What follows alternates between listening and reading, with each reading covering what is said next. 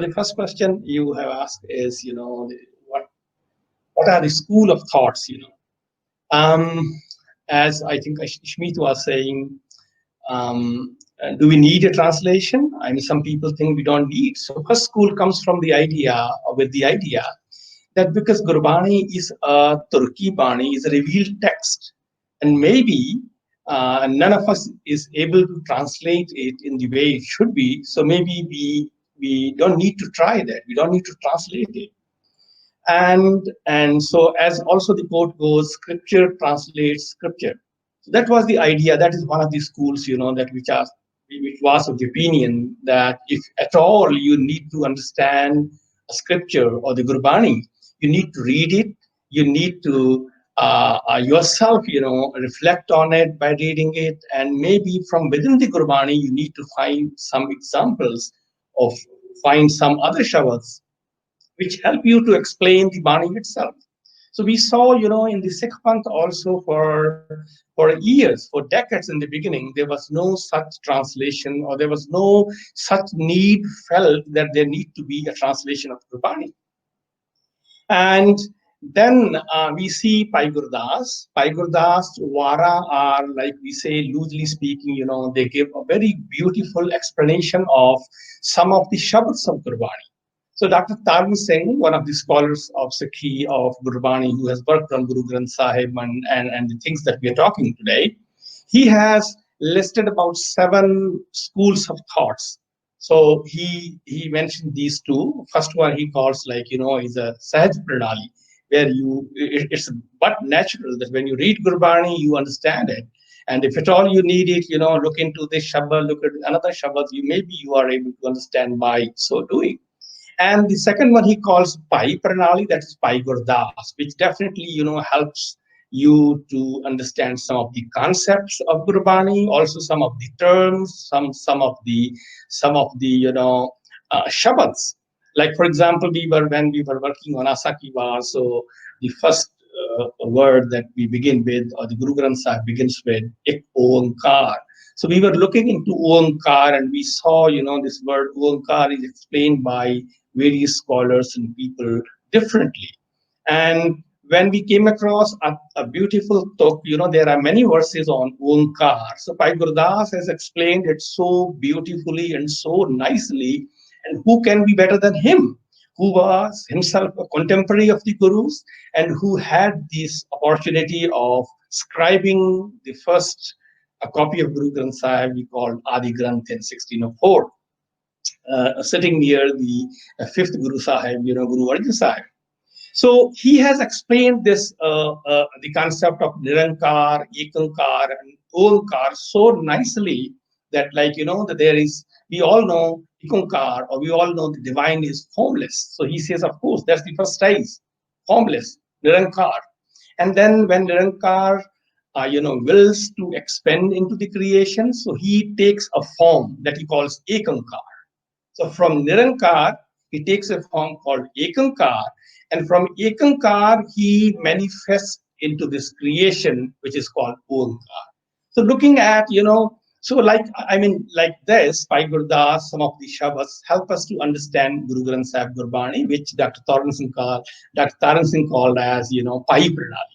So with the help of the secondary sources like Bhai Gurdas, you can understand Gurbani.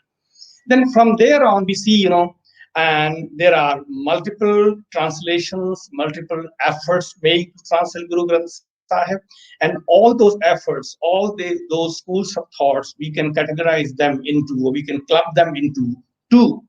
Though he has mentioned them differently, but for our purposes today and for understanding them in a brief, I can at least club them into 2. So the first one we can club, or we can name is like traditional school of thought, which Dr. Taran Singh has said about the Paramaarth Pranali, Udasi Pranali, Nirmala Pranali, and ending up with this called Gyani Pranali, or the Sampradaya Pranali. So they all come up under one category called traditional Pranali, which means that they are more inclined towards the tradition. What the tradition is saying, or what is being received from their predecessors, from their ancestors, because in those times there were no such privilege is that you have to note down everything into the notebooks, the copies, which was just heard and remembered by heart and passed on to the next generation. So they're more inclined to what they heard from their ancestors, from the people that they took learning of Guru Granth Sahib, or they learned how to read Guru Granth Sahib. And we can call, of this school of thought, the major work that has been produced and was published, about, we can say, more than 100 years before. And we can call it the first tika, a complete tika, the first complete translation of Guru Granth Sahib in Punjabi, called Faridkot Tika, where, a lot of scholars got together, and they, with a lot of effort, with a lot of diligence, came up with first such endeavor where they translated the entire Guru Granth Sahib into Punjabi. Later on, after this, we have so many other scholars coming up with their own translations in Punjabi, in English, and in both the Punjabi and English together, like Manmohan Singh. So we can club all these the scholars, all these translations into the second category that we can call non-traditional or modern in approach, because most of them are coming from some education systems, some scholarly backgrounds, and this was a transitional period, from tradition to modernization. The India and like other countries, other countries of the world is being used by the British and so on. There is education, their school system, their university systems, and we can see that beginning from Paivir Singh, and then Principal Teja Singh, his great work called Shabdars, and then later on Professor Sahib Singh, Sri Guru Granth Sahib Darpan. And in English, if we have to speak, we can call, the first tika has been done by Dr. Gopal Singh. So all these are a bit, we can say, non-traditional in approach, or rather you can say they are also keeping tradition in consideration, but they are also looking at the other elements like linguistics. Like Professor Sahib Singh is more oriented towards the grammatical construction of the text. So these are the different schools of thought, that we have seen, which Dr. Taran Singh has listed, numbered them into 7. The eighth one he called, are the miscellaneous work which has been done and which are being done, but which cannot be called like complete translations. Okay, your second question, you said, how do we engage with different schools of thought? This is really a very good question. So I think, it's a little easy for us to engage with these different schools for 2 reasons. Number one, our team comprises of diverse people, as there are diverse fields that we are looking into, diverse dimensions. So we have people from different, in a way, different systems coming up from, not just from different states, not just from different parts of the world, rather the people, those who are coming from, like those who have also had some knowledge of the tradition, along with having a university education, university degree, and so on. Number one. Number two is that not just a team, and I'm glad to say this and share this with you. Our entire team, each member of our team, has a very unbiased approach towards all these schools of thoughts. And I would also like to assert, and this is another beautiful thing that I realize, that not just a team which is working on the Guru Granth Sahib Project, rather the Sikh Research Institute also has such an unbiased approach. We consider that all these efforts, all these sources, all these translations, whether they are coming from a tradition or non-traditional group or school of thought, for us, they together collectively, they are source of our panth. And looking at them together, without any bias, that we don't want to consider this or we don't want to consider that, we look into all these sources because we know all of them have great potentials, but they also have limitations. So once you appreciate both, and then you are aware of where the limitations are and where their potentials are. So this, I think, helps us to engage with these different schools in a better way. And this also help us to incorporate those understandings, the potentials that they have into our own project.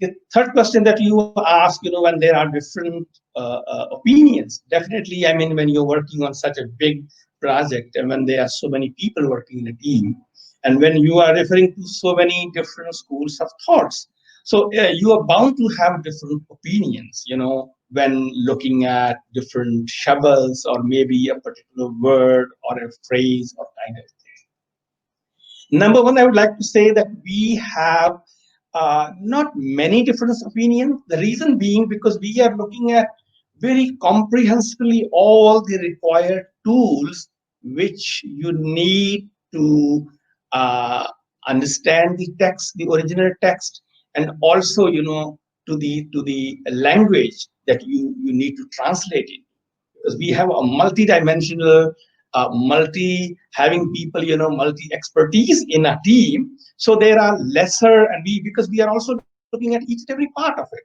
We are not just looking at the linguistics or the grammar or the poetics. We are looking all those parts which are required. We are referring to consulting all those tools. So this minimize a difference of opinion, but still there are different opinions. So what do we do is, same, we reconsider our views, we reflect on them again, we discuss among our team, and we try to build a consensus. Where it is not possible, we are very, of the opinion, and that's what we do, and that's what is a part of a process, that we will include both of those different views or the opinions into whether it is translation or in the form of a footnote. So we do refer to that on this. We have a different opinion. We have a different view. Even sometimes we agree to a particular view. Still, we find this another view given by maybe Professor Sahib Singh, Pai Veer Singh, or even by the Tika Freelcoat. To us, it looks like, hey, that's great. That's really a very different approach to the same idea or the same translation. So we do endorse and we do include that as additional information for the reader in a footnote.